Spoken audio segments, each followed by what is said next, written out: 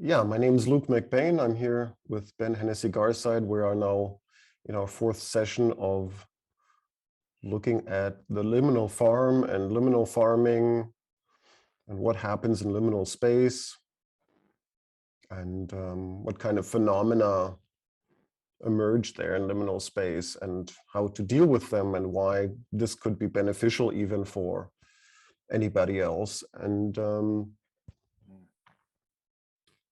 which probably is some sort of like meaning-making space, liminal space. Anyway, and today I thought maybe we'd talk a little bit about symbolic thinking versus metaphorical thinking, whereas the term thinking even is a little bit misleading. Maybe it's more like, what's the difference between having a symbolic experience and a metaphorical experience? We just decided to call it metaphorical thinking and went into that a little bit in the first session. Yeah, it's as much. Yeah, it was as much a kind of attempt by us to separate the different things that we're doing, right? Like that. Although we have toyed with switching them around a bit, and sometimes they end up muddling up and mushing into each other, which is all part of the liminal thing, right? There are certain approaches that seem different, right? And so we come up with, I think we spoke a bit last time, didn't we, about well, I found it fun anyway, like the process of coming up with the names and naming the things, and kind of discovering the concept and then labeling it, and the fact that it's us, the group, doing that, and that they're ours is also an important part of it. So yeah. Well, I'll try to kick it off with a definition how I see the difference, and let's see what that does for us. I just noticed that if an individual gets a representational image of something, let's say their situation in life or a particular feeling, could be anything really, right? You could just sit down and say, okay, what does anger, what does that mean to me? And then you observe the image which emerges from that impulse or that prompt. That this image also has a symbolic quality, and it is actually a symbol. It's not just any sort of image. In my observation, it has a hotspot to it. There is like a certain center, and there's a periphery, and there's an up, and then there's a down. And so you can explore this image like you would explore any symbol. You would see, okay, what is the tension between the different elements of the symbol, and yeah, where's the point where the emotion is the most intensive, and could you explore that bit of the image more? And I guess we'll get back to that also later. And the metaphorical experience, I found it interesting. Of course, you can always also alone by yourself describe a metaphor, but that seemed to be very much also something more group related. The point being, maybe I see it a little bit too dogmatic, is that I sense that the symbol is very much tied also to the individual and to the sense of center. Like I am, in terms of embodied cognition, this thought that I as an individual have this distinct sense of center and periphery. So the images I create have also that kind of quality to them. Whereas the metaphor are the metaphorical experience, there's much more dynamics to it. There's more activity. There's more space. There's more landscape. There's more, it's just broader and more explorative. I don't know. That's how I would try to distinguish the two from each other. And it's not so much in the metaphor, it's not about so much the single image, which then is experienced and experimented with, but it's more about the relationships to others who are within you in that metaphorical space. So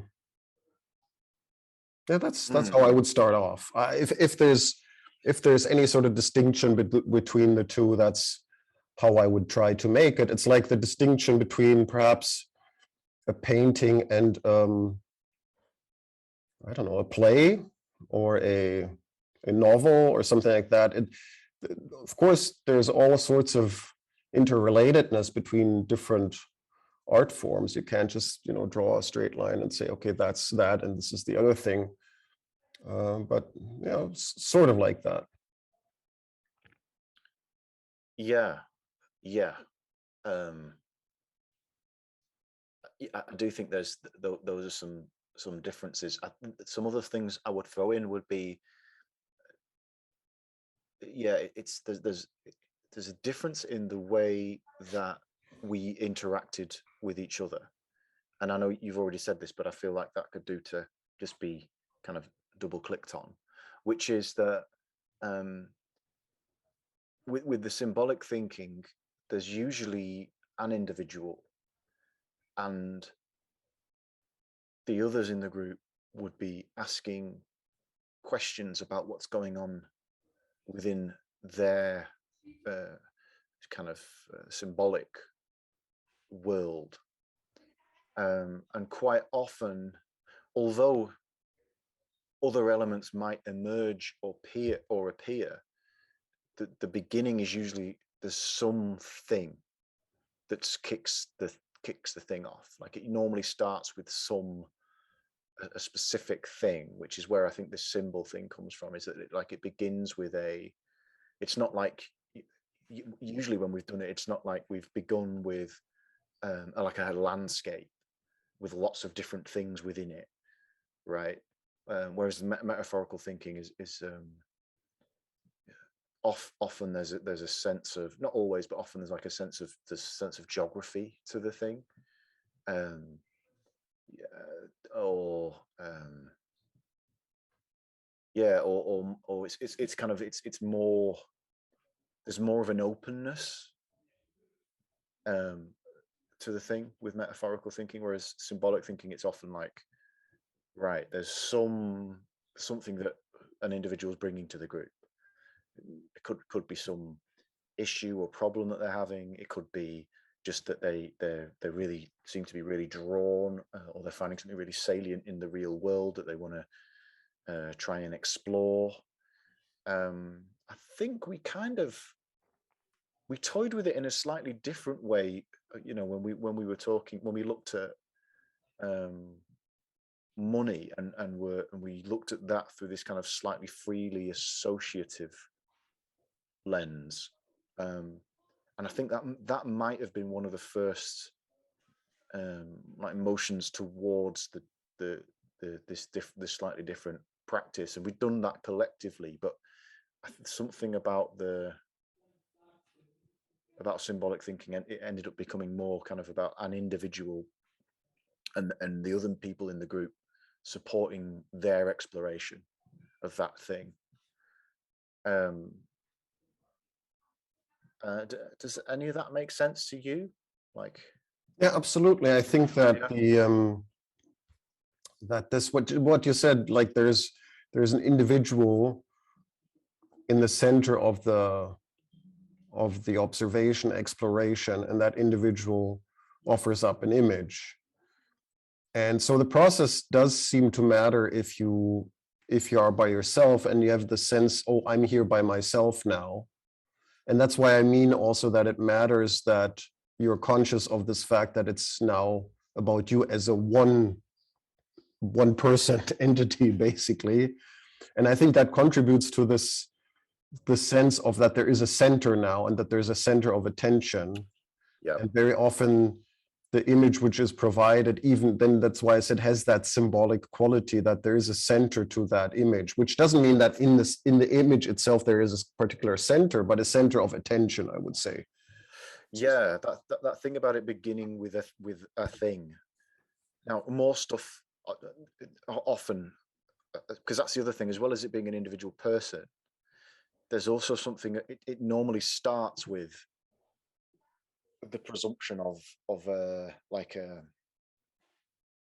a specific issue or topic, and then that thing then is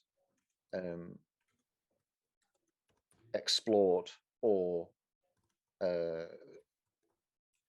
so there's a narrow, it's kind of like a narrower range of attention to begin with. It might open out and expand, and then whatever the initial image is and the initial symbol is might find itself in a, and I'm using this language, find itself, because of all the other things we've discussed already on the other ones, but it might find itself beginning to occupy some kind of landscape or like an environment. But it's the switch, the initial switch, the initial spark is like it's often a single thing. So yeah, and hopefully the other thing I just wanted to throw in here with this word symbol, often people think of symbols as being like a 2D image or something, but it's not. What we've been doing isn't a 2D image necessarily. I mean, it might be, but I think for most of the ones that I remember, they've been either 2D. Sorry, they've certainly been 3D, and then there's usually been like at least some. There's been a sense of unfolding over time rather than a static image. Now, having said that, I think you did some symbolic thinking. Did you do some with a client or something? And Oh I yeah. remember I remember you saying like the object just couldn't shift or move or change. Like it was kind of just, it didn't want to budge in any way. Was that right, or was there like zero change over time in that particular experience, or was there just hardly any at all? I would say it depends largely on the person and the topic which they're exploring, right? So that's so this goes to again to this question of, can these images then be changed, right? So you're right, they have a dynamic, so they seem to, they are full of life, right? I would say these images are full of life, so they're not static in the sense that you just see like a painting in front of you, or a photograph or something. Like they're very much alive.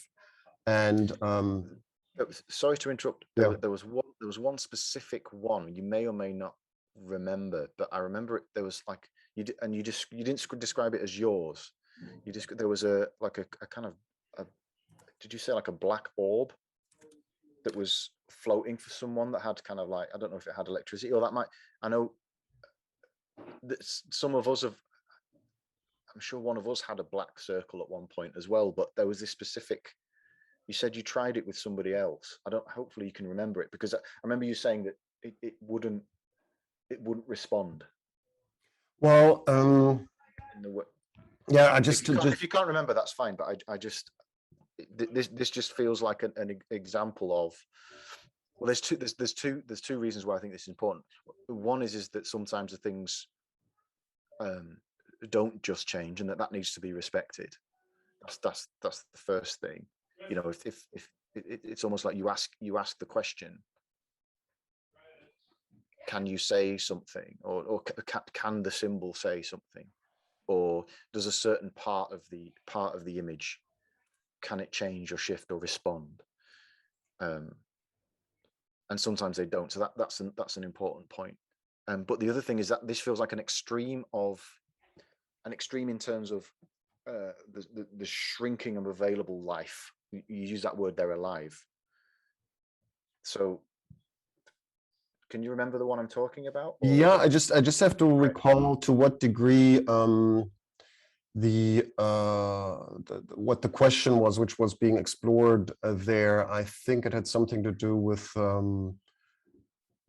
motivation and success or something like that. Right. And what drives you to be successful was the question. And then this orb like image came up, which had a even some sort of tear in it, and there was some light shining out of it. And the person could describe the orb, the sensation that it was somehow there was some energy radiating from it, that he wanted to have this object. There was something desirable about having it, but he couldn't interact with it, he couldn't touch it, he couldn't make it speak, and he couldn't transform it in any way. So it just Right. was that what it was.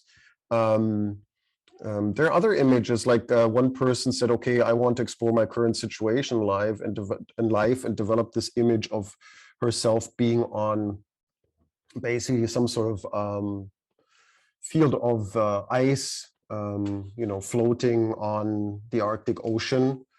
And there was, I think there was like a bearskin rug also floating on a piece of ice beside her.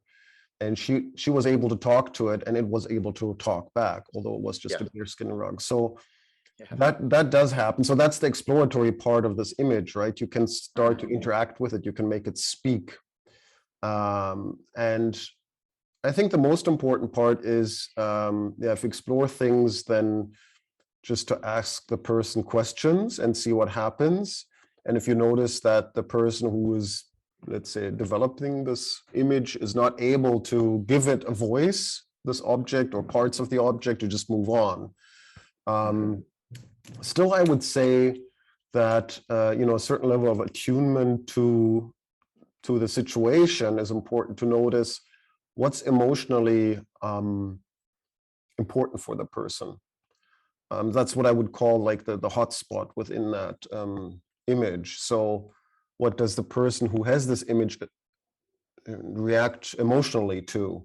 Is it because that's sort of like an indicator, okay, this is something important, and that's the part which you would like to get to talk or to vocalize or to express itself, right? The emotional part of this image. So, and why I thought this is, although these images are very much alive and very much, not two-dimensional, is because, there still seems to be something that they speak for themselves in their wholeness. I would say that's why I think it's like, as you say, many people when they hear symbol, they think, oh, they think of the peace symbol or any other 2D image. Right. They might think of some occult symbolism by which you look at occult symbols and try to figure out what do they mean. And maybe they have, I mean, of course, there's a lot of religious symbols, just think of Christian symbols or any other religion. They have a lot of symbols, which can also evoke a lot of emotions. But coming back also to C.G. Jung is this idea that the mind essentially also has that symbolic quality to it. And sometimes we seem to forget that, okay, it's interesting to look at symbols or icons and even symbols which excite us emotionally. That's fine. But I think it's even more interesting to observe that every human being has that quality to develop a symbolic representation of something. We just don't use it that much. Yeah. We don't access it as much as we think we do. Sure. So this is Yeah. this is what we're talking about, is a conscious exploration of the symbolic functioning of our mind, and to say, okay, this is now this image is representational for something rather complex, right? It's reduced to this abstract form.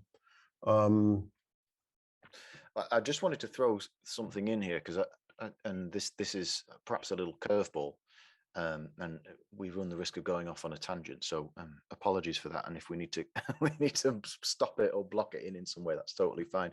But I very recently saw something, and they were talking about aphantasia, and they were talking about how some people just can't, they don't think in visual imagery. And one of the ways that this might go or might help flesh out the conversation is that we also had this embodied thinking thing as well, which is more recently we've been toying with, which is this is a sensation rather than a visual image. And I mean, I suppose if we were to use the word image as a metaphor itself for or a symbol as a metaphor itself, I think there are probably ways of doing this that don't necessarily require like an imagined image in the mind. It's, I think we're only just dipping our toes into that stuff quite recently. But yeah, what do you think about all that, about aphantasia and about embodied thinking? Well, the question would be, what happens if you don't develop images around that kind of state of mind? And I can't tell you that, but I know that in training actors, that's being done a lot. So, because the point is not that the actor then visualizes or fantasizes any sort of like character, but embodies the character, right? So that's a different kind of, I would say, even subliminal process. And to keep it also in the subliminal is important, because you want that you want that intuition, which it basically is, right? You want that that intuition not to dissipate into an image and to talk about the image. Into a specific visual image. Yeah, right. Yeah, you don't want that to happen. What you want to happen, you want to embody that. That's the whole point about acting as an art. You'd like to embody the character. So there are people, of course, working with that to say it's important to be that thing in that moment. You could argue that if you say the character is a symbolic representation, you would say, but you're not just visualizing the symbol, you are embodying it in some way, so you would speak it, you would act it out, and all that. So yeah, I guess that does happen, but I can't comment on that much, because we haven't worked along those lines more to see how that could be, a meaning-making practice. Yeah, it's like that's another little thread that we could pull a little harder on. Whereas in, so having a symbolic experience is a very simple thing to do for any person, just to dive into the symbolic representation of a very complex subject. What does that, what sort of imagery does that elicit in me? Plus, there is this transformative aspect around it. I think last time I told the story about how to then transform the image, and how it then has a it gives you some sort of like feedback loop. I mean, I did this exercise also with the question of impatience, and visualized this black dot, and was able to transform this black dot into something entirely different, right? So from a very condensed point of potential into a whole world. And I would argue that my impatience since then has not been as intense as it was in the past. So it had a direct transformational relationship, the whole the whole experience of a symbolic representation of a feeling, which you then transform, and then you find yourself also transformed in the process. I think this was one we did, right? Yeah, I remember that. yeah. Yeah. So there seems to be something about that which is very which can be easily accessed by anybody,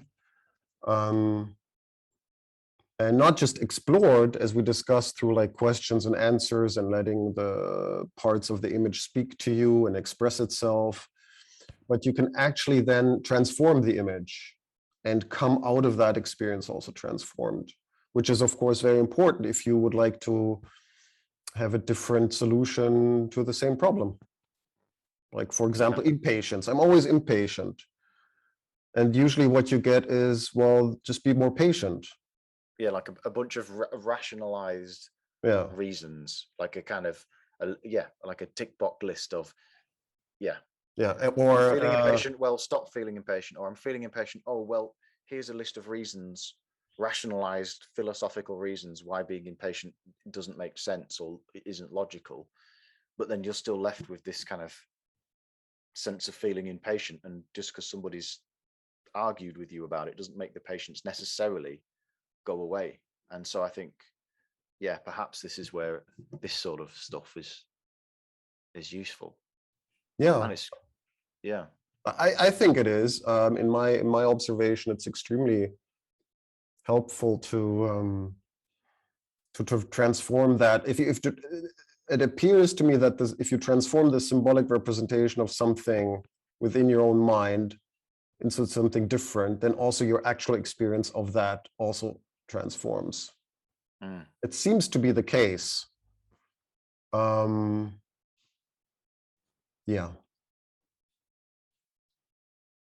that's where I have great optimism, and I guess also that's why, when I said now I understand C.G. Jung better, that's where I started to understand this whole alchemical business a little bit better. Because before that was completely, I didn't know what was going on. What was he writing about? What's all that business? Is it something occult? But it's actually quite simple when they talk about transmutation and all that. So it's rather simple. It is that, it is that transformative process within your own mind towards certain questions.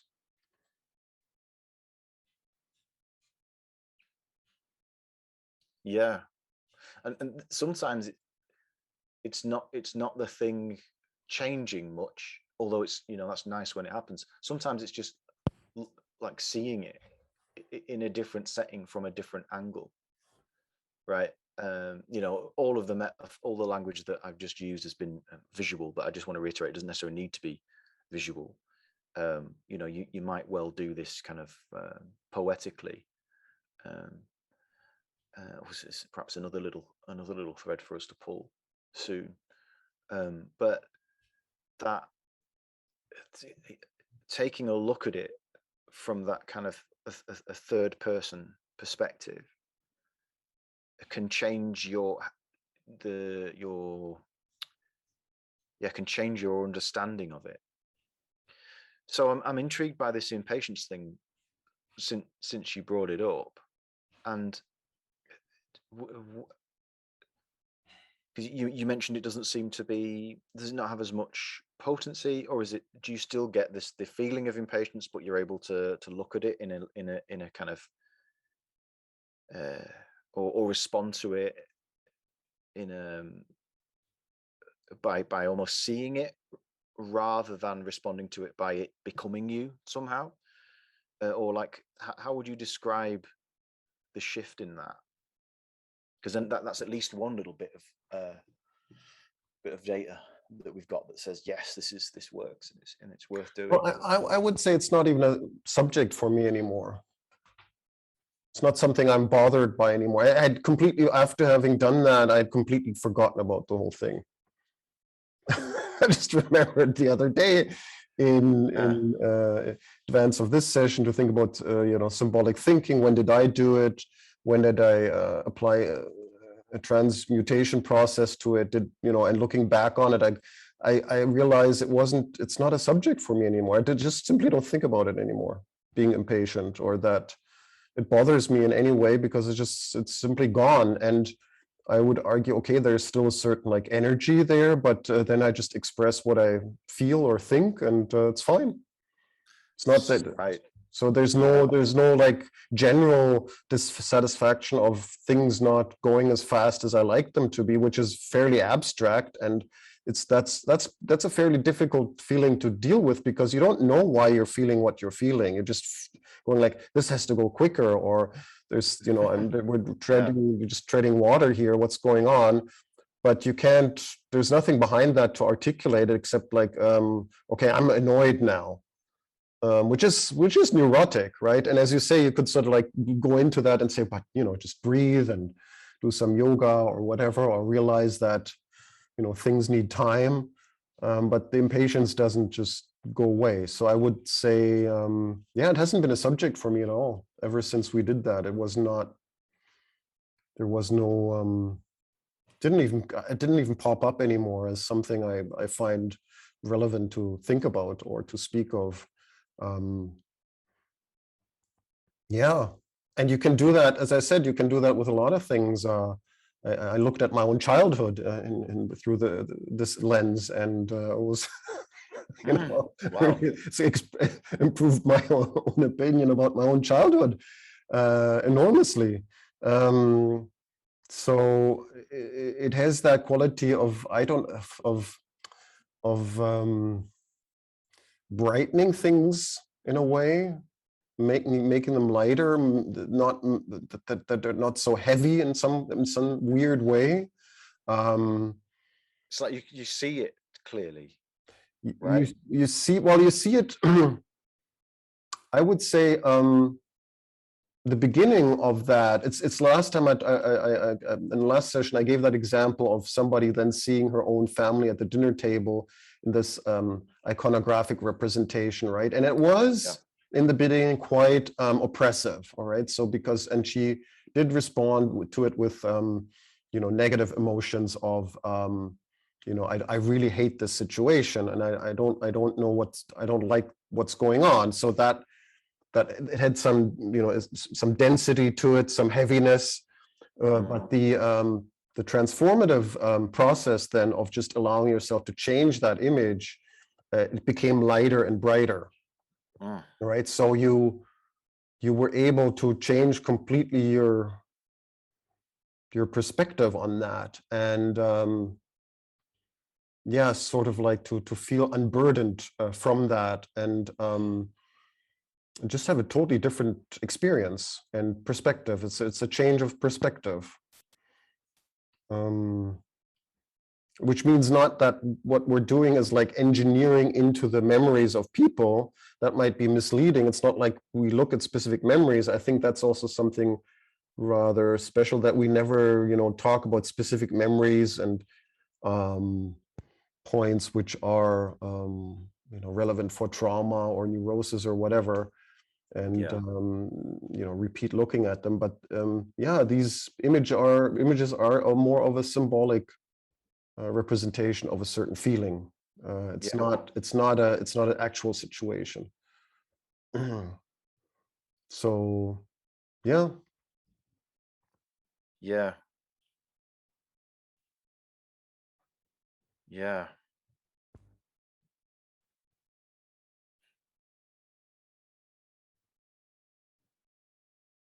So yeah, I mean, I guess the main distinction then between the two is that one's perhaps more of an individual, a way to look at an individual's, or for an individual to look at their own situation, perhaps with a bit of help from some other people asking questions and listening. So, and that would be the kind of more symbolic thinking. Whereas the metaphorical thinking is more of a shared space, right? Like the world is more shared, and there's kind of interaction between the different characters, I suppose, or Yeah, and the process is a little bit different. Perhaps this is also just then a question of understanding and process. Mm. Yeah, I would argue also the process is different. That the understanding of what you're seeing and how to deal with it would also be slightly different. Yeah, Yeah. and perhaps the metaphor is also, it's like it has this, this word bridges in it, and perhaps that's also how we, bridge across the divides of individuals to come to a common understanding of a certain situation. As we Mm. said, who are we as a group? Well, if our group was what would be a garden, what kind of garden would we be? That's like bridging across several people, trying to find a metaphorical space to understand us as a group better, which we can sort of all buy into. Sure. Yeah, yeah. And another piece is that everyone's kind of embedded in the thing. There isn't this outward question asking part. Yeah. Right? It's like if you wanted to ask a question, or if a question emerged for you about somebody else's, whatever they're envisaging and explicating, then in metaphorical thinking, rather than just asking a question about it, what you would do is you would enter the world, and from the point of view of a character within that world, cause some shift or change that might help support you discovering the answer to the question. Right. So it's a there's something about always reminding yourself to put it, with metaphorical thinking, to put it back inside the metaphor, back inside. Mm-hmm. That also feels quite important, that there's a kind of a expressing whatever, and whatever comes up for you, whether it's a feeling, whether it's a kind of a question, whether it's a whatever is coming up for you is fine, but it's just there's that little nudge to just say, right, let's get back inside it, Mm-hmm. you know, and play from inside that. So there's something about point of view and that's different too. Does that sit as a difference? Because that feels like a distinction for me. Oh, definitely. I mean, point of view is a difference. That there's not a single center is a big difference. Like Yeah. you can't say, okay, where's the center now? Where's there's none of that. Mm. What you have to deal with is, if you do it with other people, is to accept their interpretation of the metaphor, right? As Yeah. it moves along, it's very fluid. So Mm-hmm. it's constantly shifting in a sense. You have, what's interesting is you have less control over the situation, right? So because there's constantly input from others to within the metaphorical world, so you have to accept that as it grows and builds. Yeah. Again, I think also one of the main benefits is that this building between people, Mm. which, so you come to a common world, common understanding of the situation, as it presents itself within that, and there seems to be some validity to it, that you go like, okay, Yeah. that's a fair representation of us as a group, or also you can do it with two people. I think also I went through that example last time of a coaching situation, having us explore it metaphorically, Yeah. and so you go like, oh, that's our relationship, so that's why Yes. the two of us are in a relationship, and that's why what's important now for this relationship is to figure out X first, and not the other stuff. Mm. So there's much more of that going on. Yeah, there's more interrelationship going on. Of course, if there's one person, then it's more about what is going on with that person, what's going on within Yeah. in that representation. I would say that's the main difference, especially this part of having to accept what others bring into the world immediately, although it might be at first slightly irritating or annoying or unexpected, and Yeah. um, once you get over that, it's strange how then you just accept that. It's once It's you sort also, of like, yeah, sorry, I was just going to say, it's also kind of okay, because if you're feeling that irritation, you can then also express that into the world too. yeah, So it's like there's something about that emotive response ends up finding its way, and it's that thing of everything's okay in the world, right? Because it's an imaginary world. So yeah, I wondered if it's worth us talking about embodied thinking in a little more depth, because I know we've only just really started it, haven't we? So I'm saying, you know, it's recent that we've begun this kind of physical sensation thing. Or do you think we're better off not talking about it, because we could do to explore it a bit more? What do you think? um at this point I don't have much to offer. If you would like to talk about it, it's fine with me. I don't have much input there to offer, because it's not clear to me yet outside, for example, as I just said, with actors, what the significance of that could be. Like the other bits and pieces are, I think they're clear why a certain kind of experience is very significant, how this can help people in terms of meaning making. With embodied thinking, I'm still not. I don't know. Apart from an artistic artistic expression, how that. How that. I'm sure there's a way, and I'm sure people work with that. But I'm not right now at that point where I could, for sure, say, okay, that is helpful.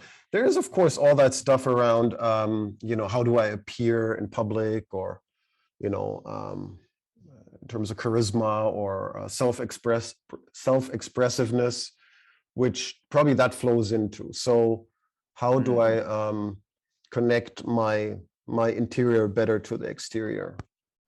And of course, I can't walk around all the time, okay, now what's that symbolically, but I'm sort of like on spot. I'm right there, here and now.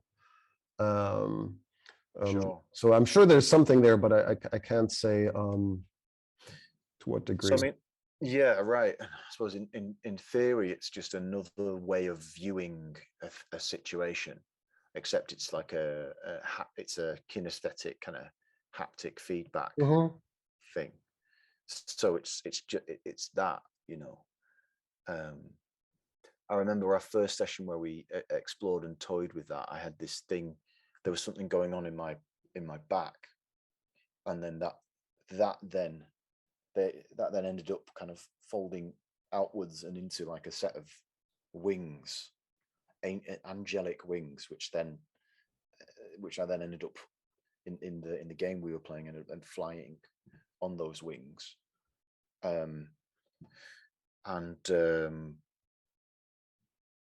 So that's an example of one of the sessions where we were toying with it. But yeah, I think there's still more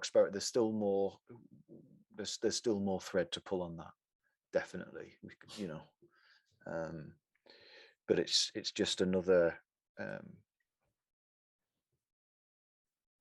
because a lot of what we're doing is it's finding new ways to explore things, right? That seems to be the function, or the utility. It's getting this getting a different look, that's not just rational language, logic, argument, right, wrong.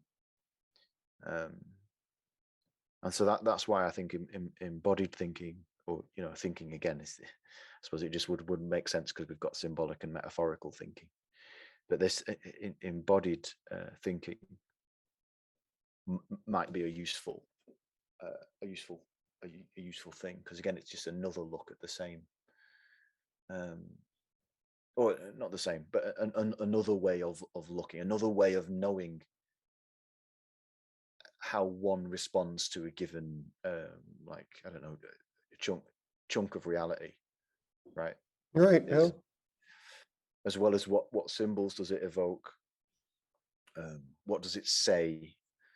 But there's also this, like, how does it feel in the body to experience that thing? I think in the long run, all of these different things will probably become less distinct for a practitioner.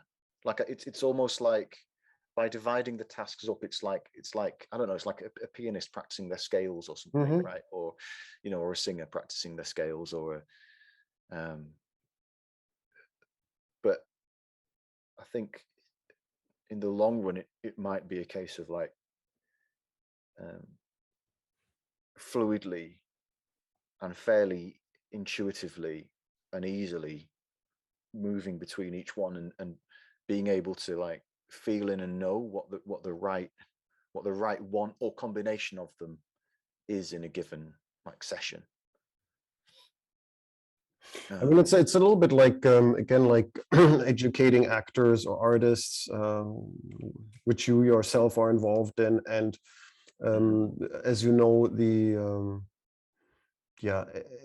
practicing the art is not the art itself. There's something distinctly different between the two, right? So it's worth practicing your art, and it's worth you know, doing certain exercises and all that, and becoming better at your craft, but it's not the same thing. So at a certain point, you just, like, have to jump off that point and say, okay, now I'm doing the thing. And that goes with basically everything. So here it's, okay, these things could be something helpful for, you know, initiating a process, basically, but at a certain point you would just say, okay, that's good enough. Now I'm going to just do the thing, just have a meaningful life. So, yeah, I don't need to ruminate about meaning more. I just experience it, and that's the end of that. Yeah. I wanted to raise one other thing about the questions, and sorry to whip back to this, the questions in symbolic thinking, and like, to what degree I think open-ended questions are better. Like, I feel like where we've tried to get too tight on the questions, the utility seems to decrease rather than increase. You know, so a question of, if the symbol could say something, what would it say, is better than, does the symbol want to say X, Y, or Z? What do you think about that?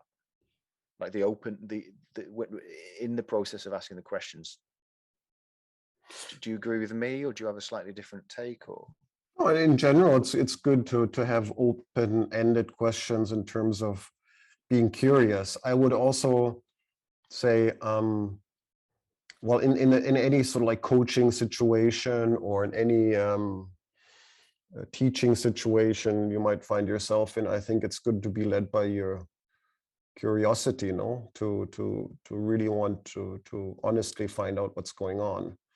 And so you look at also your own instincts and say, like, okay, this is strange. But instead of inferring that, don't you think this is a little bit strange? You would say, well, what do you mean by that? You know, what do you mean by this, using this word, or why do you see it like this? Or can you explain to me more what's going on there? Because I don't, you know, of course you don't say because I don't understand it, but because I don't understand it. But I'm curious. I want to know more. Yeah. So on one level, I think your own intuition and curiosity is a good guiding point for this explorative process, as well as the emotional content. where's the interesting bits? Where's the, where are the emotional bits? And I think with the emotional bits,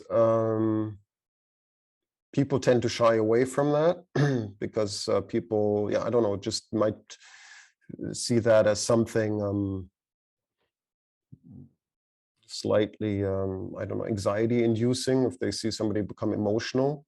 But for the person being in that situation, it's actually very, it has something very liberating to be able to experience that.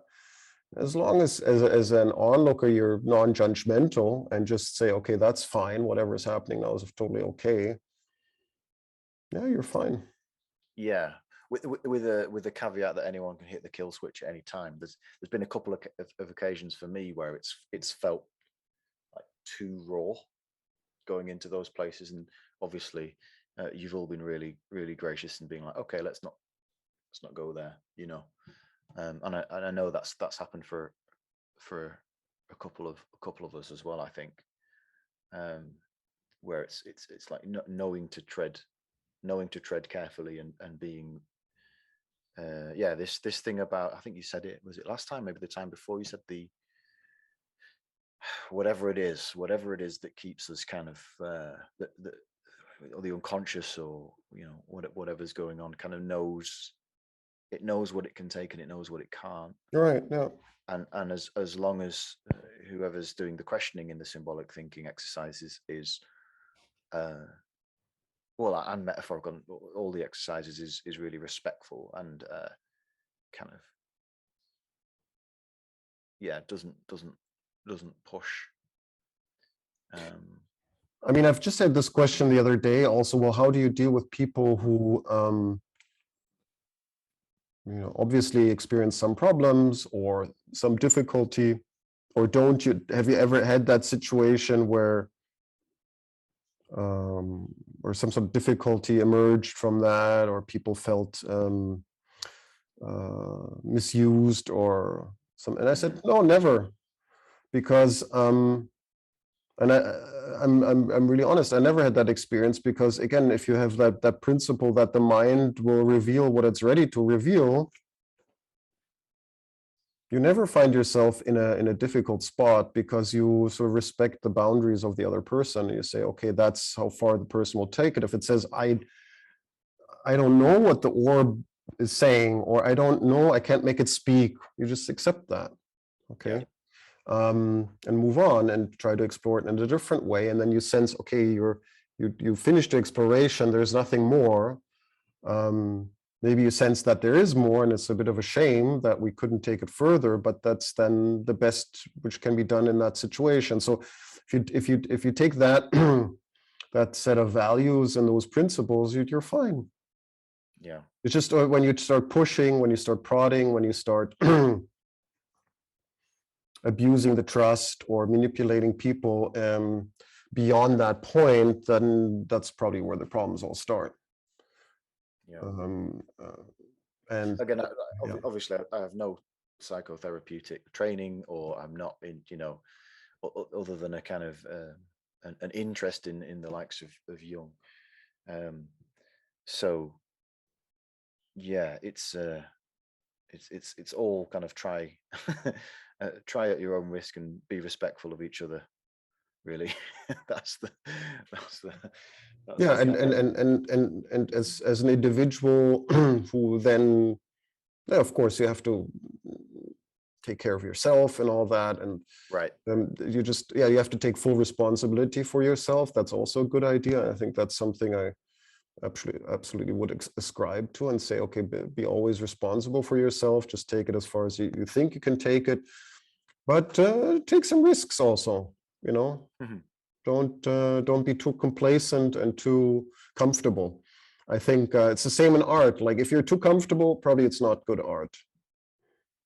You gotta take some risks. You gotta put yourself out there a little bit, not too far, but a little bit.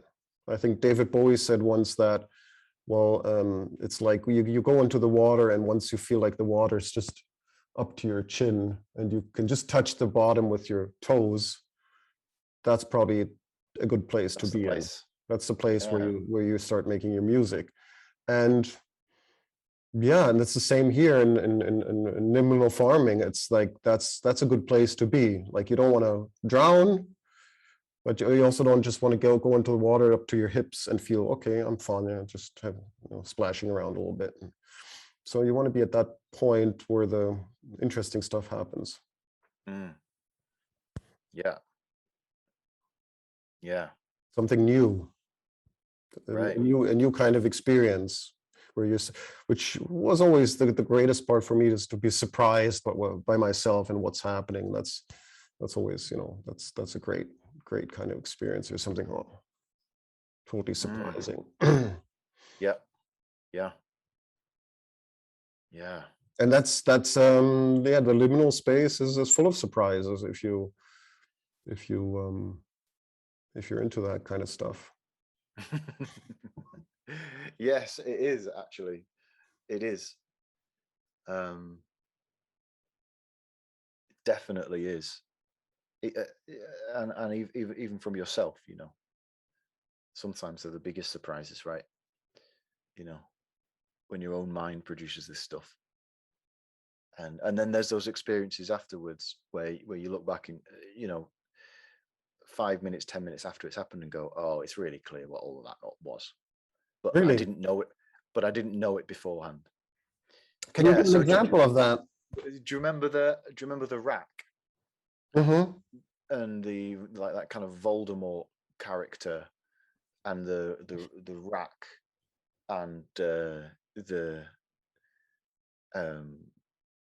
yeah, there are certain things in that particular. It's like Maybe you need to be more explicit about this, because I might know what you're thinking of, but anybody watching this will I not have no idea. will not have an idea what you mean. Yeah, so there was some character put me on a rack, and he was and I think I described him as a cross between Voldemort and Mark Zuckerberg, Zuckermort or Volderberg, I think Volderberg. And I was on like a kind of rack, but the rack was made of like a digital. It was like some kind of LCD, kind of like a TV screen thing. Um, and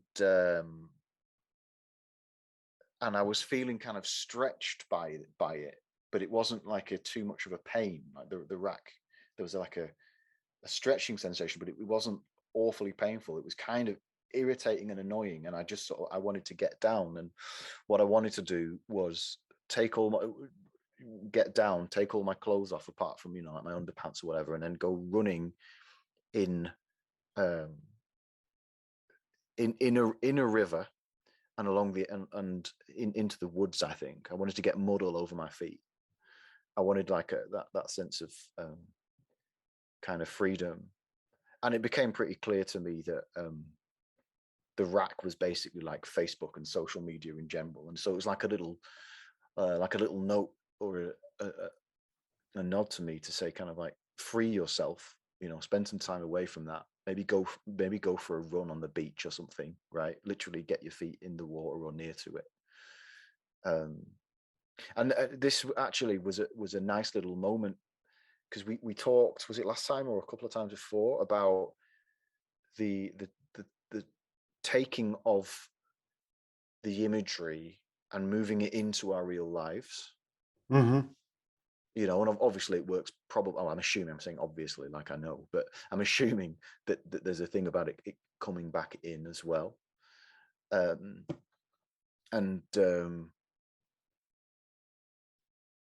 But it's kind of like I was sort of vaguely aware that maybe I was using Facebook a bit too much, or as I was on, I was doing, but it didn't. It doesn't feel as like true as when you go through this sort of experience. There's something about it coming up from the bottom rather than this rationalized, oh, I know I'm on social media too much. There's something about actually sort of sitting inside a character and being stretched and feeling that sense of irritation. Now, obviously there was a part of me that knew it anyway, because that was where all the imagery came from, but I wasn't in touch with it before the session as much as I was after it. Mm-hmm. Do you know what I mean? Hmm. And it's like, you know, when you have those, in fact, one of the things people say about like really kind of really profound speakers or really profound orators is that they'll say things that you sort of already knew, but they'll say it in a fresh way so it lands again. Mm. There's something like that goes on, I think, which is a kind of like you're seeing a bit of yourself that you sort of already knew was there, but you're taking a fresh look at it and it's different, and there's a like a newness to it that it makes it feel a little more grounded somehow. There's a little more you can kind of cling to about it. You know, does that mean that I never go on social media anymore? Absolutely not. I'm still probably go on it a little bit too much, but there's something about going for a run now that it's like I can get back into that kind of half naked, almost kind of like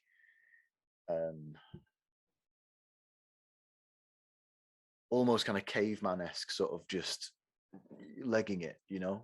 Which is, again, and that's there's something more kind of primordial about that image than just, oh, I'm going for a run. Why? Well, just because I need to get fit, even, you know. There's I don't know. I don't know if there's a connection to the instincts, like more deeply somehow, or what. I don't know, but yeah. Well, it's interesting how you talk about that, because I try to explain this also to others. What I find so interesting about this approach, or exploring the liminal, is this distinct sense of wholeness, right? There are all sorts of aspects represented there. There's sounds, there's imagery, there's feelings, there's memories, there's the future, this aspect of motion, of narrative. Maybe we'll talk about narrative in a second again. So there's again, there's the sense of completeness, whereas in other aspects, even if you ruminate about things consciously, okay, maybe there's some sort of remnants of a feeling, of a bad feeling, but most of it is just some form of analysis, of self-castigation, or whatever, you know, self-criticism, or better intentions and all that. So that's only a fragment of the whole issue. The issue is much more whole, much more lived, alive. As we said in the beginning, that there's a sensation of these symbols being alive. Yeah. In the best possible way. And I thought what you just said in terms of, yeah, sometimes you hear a good speaker and you say, oh, this is interesting. And he's again, this aspect of reminding you of what is important. Oh yeah, I've sort of always sensed that was true. And now I hear this person talk about that again. And yeah, right. He's right, because I had these similar thoughts, or similar kind of experience, and he's just reminding you. And as you said, this is like reminding is becoming whole again, that you have that perspective on something, on the phenomena as a whole phenomena, not just a fragment of the phenomena itself. And because you're presented the whole phenomena, it is a different perspective. You're absolutely right. It's a fresh view. But the let's say the engaging part of it is that you sense this is a fair representation of what's going on. It's a fair experience. So what do I do with that now? Is then the question. Sort of, you accept it and you go like, okay, well, what does that mean now, and how does it? And you already said, well, it did change something, and it brought to your attention something in a much, much more meaningful way. Mm. What can I add? Yeah, and it's the same. It's the same for me. I would say it did the same for me. I was Yeah. again. I was when we had our last discussion in terms of this crisis moment and this aspect of happiness and being happy. And I've never actually, before doing that within this group, I've never crossed my mind that my happiness could be something which is valuable to others. Wow. Yeah, Yeah. yeah. I mean, who thinks this way? Like, how would you come to sort of such a conclusion, right? I mean, that your own happiness could have positive effects on others, and actually could also lead to the resolution of problems. So Yeah, the in a way, kind of so yeah, maybe a non-direct way, like but yeah, like if you're happy, and then that inspires, or at the very least, that means you're out of the way of someone else so that they can get on with doing the thing that needs to be done. But even better, maybe they're inspired by your happiness, or yeah, and they have a good thought in that moment. They just, something happens, and you're happy, and something happens with it. So yeah, and so maybe your happiness in that moment was one of the one was a decisive contribution, because without that, maybe others would not have felt so free to think in a certain way, or have a certain idea, or be self-confident, or whatever it is, or maybe just interrupted in their yes, train of thought and astonished, as I had with yeah, one client, because I was laughing and he was just, yeah, a little bit felt a little bit, what's going on. yeah, yeah, But later on, he said that's actually not bad, because then you're sort of like interrupted in your inner monologue, and you go like, you sort of stop for a second, and mm, so can have all sorts of other implications which you're not aware of, because you never give it. I mean, I don't give it so much importance, that aspect of happiness. But then within our exercises, suddenly that became something important, and I thought, this is interesting. mm, It's a different kind of contribution than just this is what needs to be done, that needs to be done, blah blah blah. Again, yes, this rational deliberation and yeah. yeah, So yeah, rather than strategizing, yeah, just feeling something deeply and then expressing it. Yeah, right. yeah. Mm. Yeah. Is Maybe this a good place? yeah. Sorry. I was just going to say, is this a good place to stop, or Yeah, maybe we can stop for today. We can also just talk about narrative for another 5 to 10 minutes. Okay, yeah, let's do that. Yeah, yeah, We, let's do we that. today we before we started our session, we briefly went into narrative again, and this Mm. whole question of and I haven't resolved that for me in a satisfying way. I don't know what this is. But we saw that in the metaphorical world, there's this tendency for it to be set into motion, and also into some sort of narrative motion, right? It's not just that the images are moving, but the characters, the personas, whatever, they're going into some sort of action. They're trying to achieve things. They have certain needs.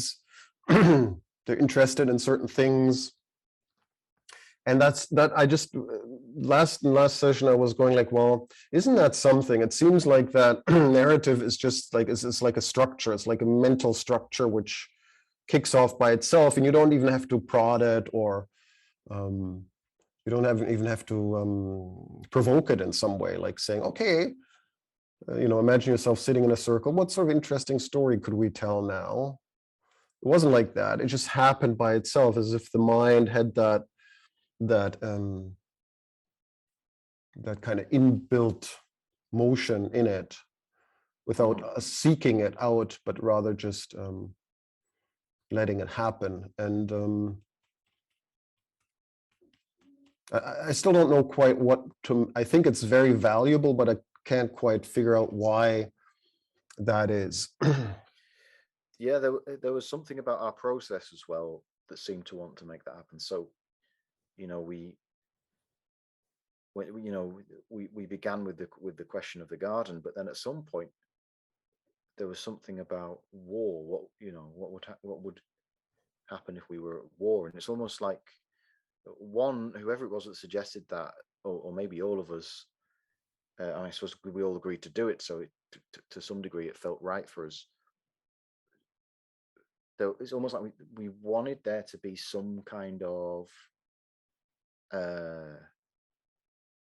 like a, well, you know, as you would expect in the hero's journey, there's an obstacle. I know we mentioned this last time, but it's like we're drawn to want to put obstacles in the way of our characters. The same with the crisis situation, right? Like what's going on with that? Like we want to see how well they would cope. Like we wanted to, maybe it's about some sort of measurement of heroism, or maybe it's, I don't know, like it's,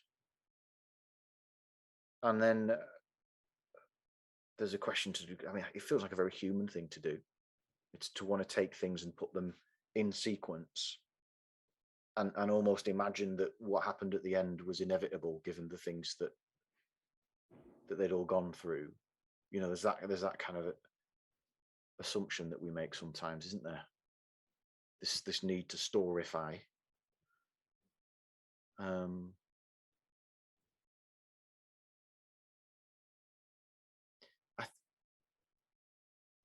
No, and I haven't quite worked out whether, because I'll say it anyway. What I was going to say was that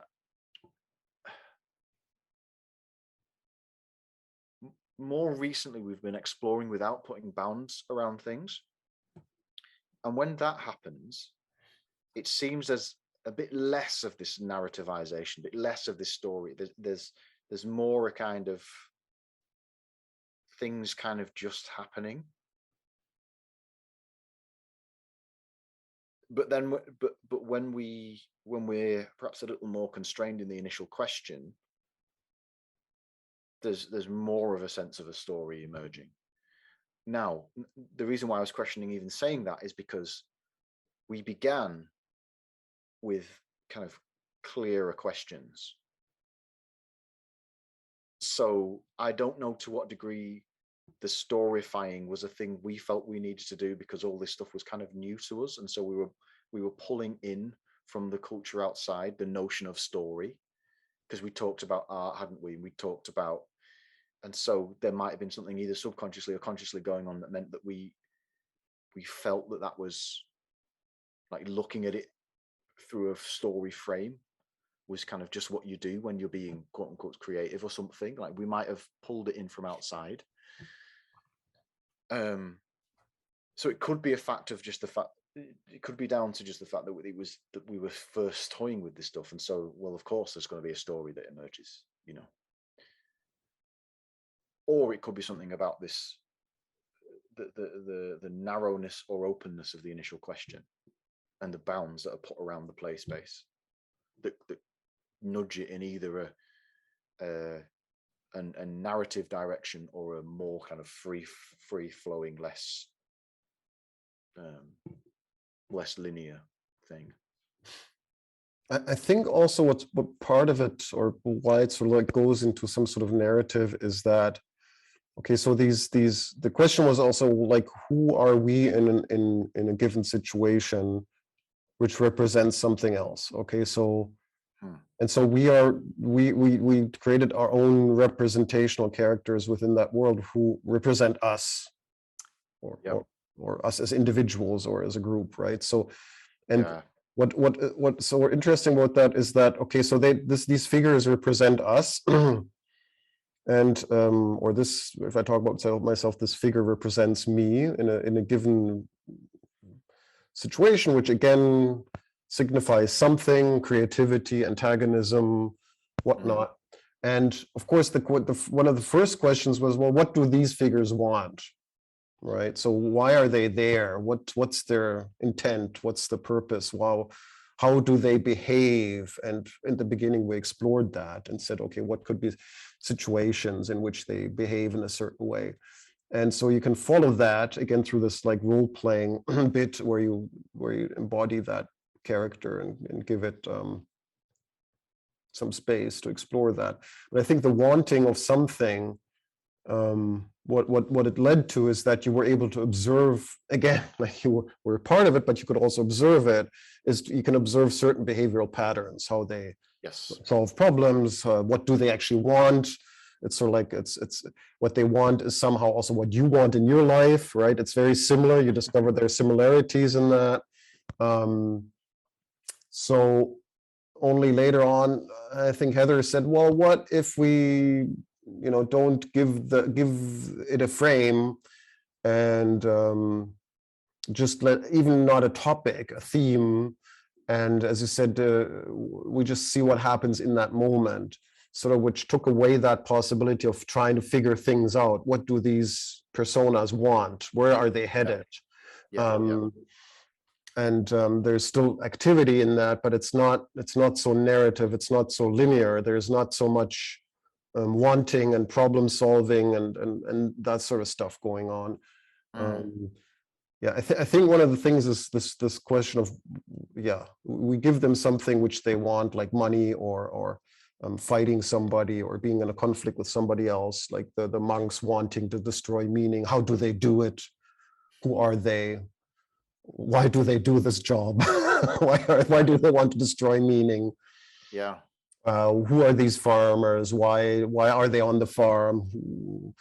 How do they deal with the situation to battle these monks and so on and so forth? So, and I think once that became more and more clear, and that you were able to observe that and go like, oh my goodness, that's a lot like me, or that's an aspect of me. I can see that very clearly. Of course, I think also it became a little less interesting to say, okay, we want to go beyond that. There's got to be more. It can't just be like a miniature world of one's own mind. There has to be more to that. Yeah. That's great that you have that. It's like a sandbox where you look at it and go like, okay, that's where my problems come from. I'm this type of person, and of course people respond to me in a certain way. Interesting. Okay, but what could I get beyond that? And the question of getting beyond that was where the interesting stuff was starting happening, at least for me, when you go like, I don't only have that behavioral pattern, I have also other stuff coming up, and I can rediscover myself. So yeah, maybe that's why there's this aspect of narrative that especially in the beginning, there's this, I want something. As I want something in my actual life. I want, I don't know, to be successful or make a lot of money or have a lot of friends or whatnot. So you immediately like transpose that into the metaphorical world, and you sort of let that play out for a while until you discover, it's the same thing. Is that it? Is that how I'm going to be for the rest of my life? Yeah. Yeah. So I think getting back to this question of narrative, at least what it does is to show you some sort of patterns. I would say that's the best I can do for now. That it shows you certain patterns of decision making, which you could. It's a little bit like a mirror, looking into a mirror and saying, okay, that's how I get to my goals in life. Yeah. Yeah. Although, I remember the first time we tried to do a free one, and we weren't constrained. And it was the one where you became the fish that was on some tracks. Again, we have this fish on land theme, right, which seemed to run through the whole,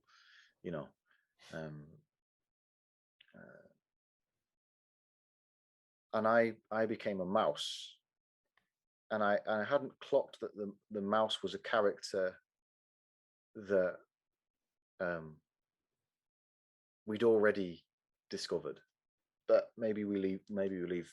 I think you know who the mouse is, but maybe we leave who the mouse is for next time.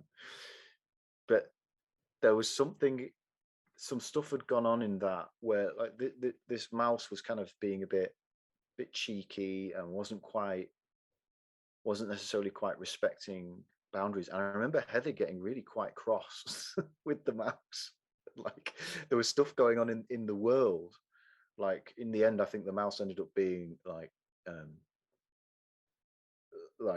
incinerated. Like she just incinerated this character, and just became and the mouse then just became smoke and floated away. But there was something going on in that even though there wasn't really a clearly definable, like, typical narrative structure, you know, there was something about what was going on for Heather that I remember looking and thinking, like, I bet this is Heather. I bet this is Heather, actually. I bet if Heather draws a red line and you step over it in the way my mouse kind of was, that you would get incinerated. Do you know what I mean? Like I picked up something of her without the need for this this kind of long form character story. There was, I mean, I suppose in one sense everything that ends up in the world is a kind of character, but it's not like her characters were people, or, you know, I think they're like cranes or something, or like buildings that were kind of responding. Point being that even when you do leave things open and you allow things to run smoothly and there isn't a clear story, it can still be useful, I think. Like it can still give you information. That was the point I was trying to make. Yeah. Oh yeah. It's just of a different probably, type, perhaps, you know. Probably, although I would like to add that if you do these like in a group setting, I would still say it's good to find topics which are salient for everybody, because just to give it a certain level of intensity, to say, okay, we're all interested in this, highly interested in this, whatever it is. Or what I also think then is to say, okay, well, we're not giving any frame, and whatever happens is happens, and I think that's also fine. Just I thought always, there has to be like again, this like liminal directionality in terms of this is this is meaningful for me. I need to do this. I'm interested. Yeah. So there's something about timing there, isn't there? Like at what point does a group do the open-ended thing? Like, and it I guess what you're saying is when everyone in the group is ready to try the open-ended thing, then do it. But until everyone is ready, don't, you know. It's a little bit like I'm reminded here of like these creative writing classes, right? Where you could go, okay, I'm going to give you a topic, and the topic is, I don't know, the economy, right? Something, and write a short story about the economy or first love or whatever it is. You try to find a topic which everybody is interested in, and then the later stage you say, okay, today there's no topic. Yeah. Go ahead. Right. So there's this level of maturity where you trust that people find their voice and their means of expression and can orient themselves within that. Right. At some point, the scales need to stop just being scales and start becoming a song. Right. Like yeah, exactly. It needs to start being applied. Yeah. But if you can't even play, you know, if you can't even play a C major scale, then the chances of you playing, you know, some some piece of grade 8 classical music or something, it's not going to happen either. So it's yeah.